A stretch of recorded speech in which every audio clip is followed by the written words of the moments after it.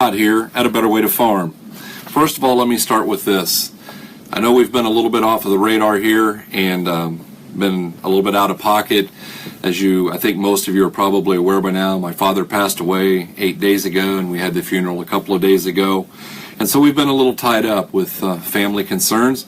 For those of us that have reached out, for those of you who have reached out to us, we are deeply appreciative at this time. We are back in the office starting tomorrow morning and back to work hard, and we appreciate each and one of you's patience as we worked through that time. Tonight we're going to talk a little bit about boron, but before we do that, I want to reiterate, Karen and I were talking, and of course not everyone has seen every video that we do, and so I guess what we'd like to start with is this. What we do here at A Better Way to Farm is to help to find growers, find ways to be more profitable. What we do is take a look at all of the things we can find in the way of information and try and boil that down and bring ideas to the marketplace that help guys make money. Because we know that every year, being in the top 50% of the profitability studies, being the guys who are in the top half of income, net income is where everybody needs to strive for. And so here at A Better Way to Farm, we are 100% committed to helping you find a better way to farm. So guys, that being said, let's talk about boron tonight. It's funny because throughout the marketplace I get interesting tidbits. I heard on the radio today a seed corn company, their tagline on the front of their ad was, "Planting early gives you a better opportunity to replant." And wow, that one had me thinking. Strangely enough, we plant a little bit of corn here, but our goal when we plant our corn crop is to never replant. And so the idea that I would plant earlier so I would have more time to do it again doesn't seem to really make a lot of sense. And sometimes we don't think things through in ag. Some of the things that we catch here coming out in tests, we need to take a look at how they're ran and what their goal is in doing those. Tonight we want to talk about boron and what it does in different crops and how it can make you money in 2017. And we're going to talk specifically about some of the things that we need to do and how we can address those, why we need to use them, and when we do, what it does.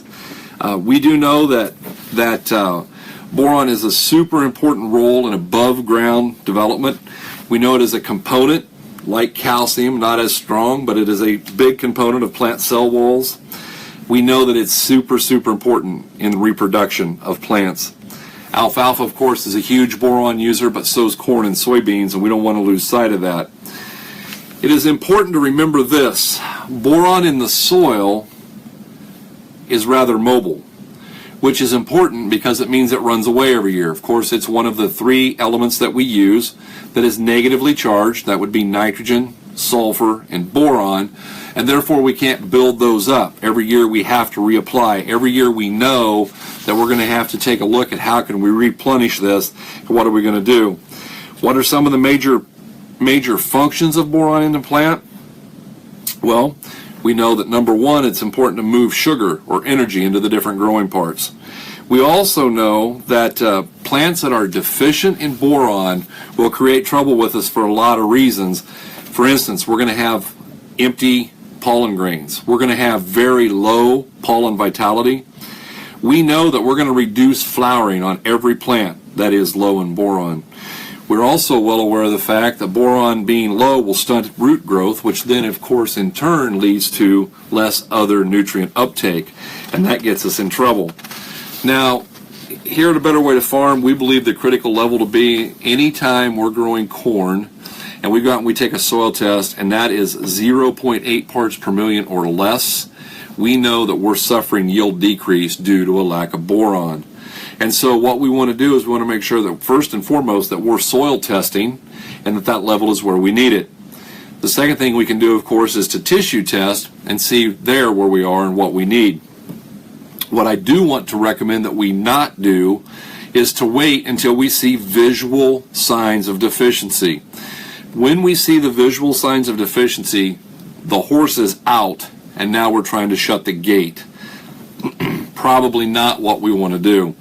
And so let's do that soil test, let's do that tissue test, let's make sure that we're doing what we need to get that yield where we want it. We want to really talk about the fact that low boron levels are going to have a tremendously adverse effect on pollination and seed set. We know in that corn plant, when we're lacking in boron, that we're not going to have very good pollen, nor are we going to have the amount that we need. We know that our silks will not be of the quality or the quantity that we want. And so we want to make sure that we do that, because that boron level is key in reproduction. Now, while boron is really mobile in the soil, it's not mobile in the plant. It tends to stay wherever it goes. What does that mean? That means we need to have boron available throughout the growing season. Because if we have a lot of boron available up front and it goes into the plant and it's in the leaves, that's good, because that meant we had good cell wall structure, we've got good growth, it meant that we've got better roots and things are working. The problem though is if we run out of boron later, then we don't have enough when we get into that reproductive time of that life of that plant.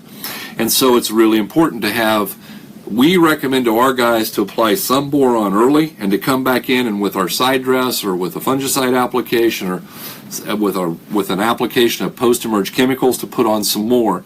We'd like to see it applied in multiple trips, and we'd like to see it applied throughout the growing season so that it can actually go into that plant and be where it needs to be at the right time.